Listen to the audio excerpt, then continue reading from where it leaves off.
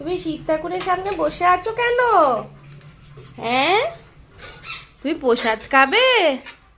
প্রসাদ খাবে? দে ওকে একটা ছাগালু দে, ভেঙে দে একটা ছাগালু দে। দেখ গোটাটা খায় না কেউ, তো তখন খাওয়ার জন্য কেমন করছিল। তো ছাগল ও তো খায় খোসা। ওই দেখো খেলে না। তাহলে তুমি শাগালুর খোসাগুলো খাচ্ছিলে কেন তাহলে? ছাগল বাচ্চা জানো না, ছাগল বাচ্চা তো আমি। ও গুন্ডু, এই যে দেখো, এই যে কিসু মেয়ে কই, কিসু কই দেখি।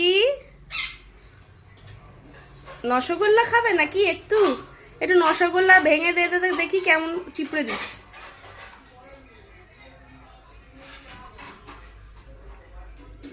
হ্যাঁ, এইটা খাবে, এইটা খাওয়া ছাড়বে না।